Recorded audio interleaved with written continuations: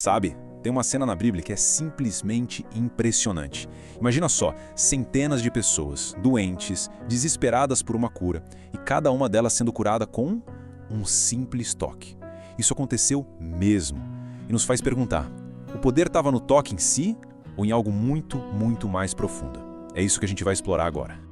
Olha que frase poderosa para fechar um capítulo. O Evangelho de Marcos descreve a chegada de Jesus em Genazaré e termina com isso aí.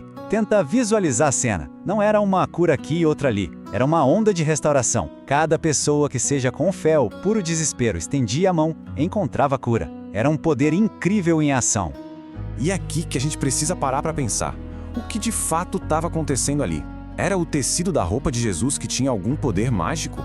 Ou tinha algum elemento invisível, mas que era a peça-chave de tudo isso?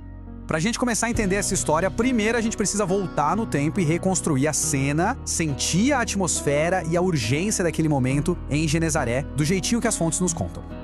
A reação do povo foi instantânea e muito intensa. Assim que o barco de Jesus chegou, a notícia se espalhou como um rastilho de pólvora, sabe?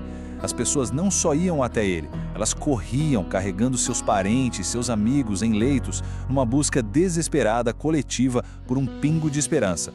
E olha, isso não estava acontecendo num lugar só, isolado. Para onde quer que Jesus fosse, a cena se repetia.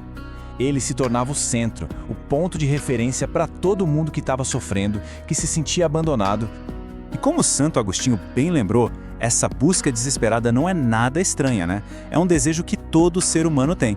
Essa vontade de viver, de ter saúde, conecta aquela multidão de Genezaré a cada um de nós, mesmo depois de tantos séculos. Então vamos ao ponto principal. Por que eles acreditavam que só tocar na roupa de Jesus já seria o suficiente?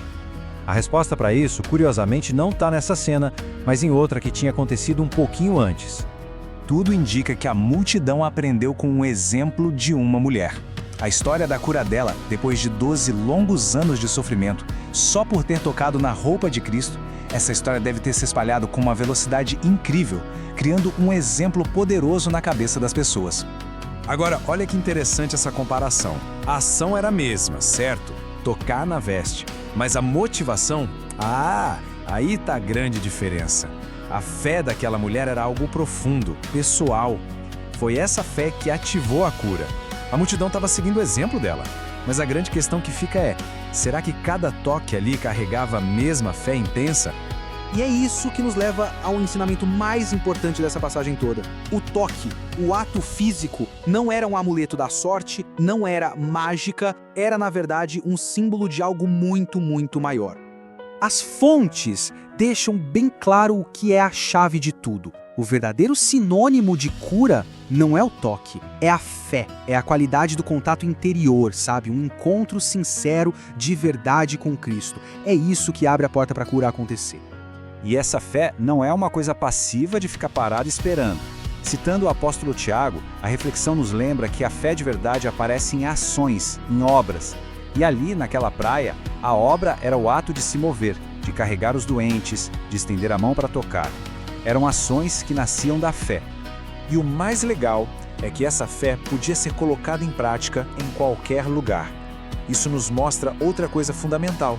A presença de Jesus que cura não ficava presa num templo, num lugar sagrado. Ele era radicalmente acessível. Essa lista aqui mostra o alcance da missão dele. Ele ia encontrar as pessoas onde elas estivessem, especialmente as que mais sofriam. A mensagem e o poder dele não eram para um grupinho, eram para todo mundo. A comunicação dele era completa. Não era só discurso, sabe? Eram as palavras e a partilha do corpo. O toque físico, o abraço que acolhe, o olhar atento. Eram esses gestos bem concretos que davam vida e força à sua mensagem. Ok, essa história toda é fascinante, mas e a gente? Como essa história de tanto tempo atrás se aplica a nós? Como a gente pode tocar o manto de Cristo hoje, em pleno século XXI? A ideia aqui é traduzir a ação do literal para o simbólico. Antigamente, tocar nas vestes de alguém significava entrar em contato com a identidade daquela pessoa. Hoje a lógica é a mesma. Tocar ao manto significa buscar a vida de Cristo, a essência dele. Uma das reflexões que a gente viu traz até uns passos bem práticos de como tocar o manto hoje em dia. E não é sobre rituais, mas sobre ações concretas de fé. Buscar os sacramentos como fonte de graça, aceitar os desafios da vida como parte do caminho e o mais importante, amar o próximo na prática.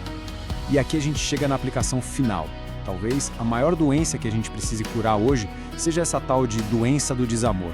E a cura para isso, segundo essa visão, vem quando a gente muda o foco de nós mesmos para os outros, transformando o amor próprio excessivo em amor ao próximo. No fim das contas, as fontes nos dizem que o manto de Cristo se estende pelo mundo todo hoje, seja na internet, seja na vida real. A questão que fica então para cada um de nós é, na nossa vida, como e onde a gente está procurando, com fé, tocar nessa presença que transforma.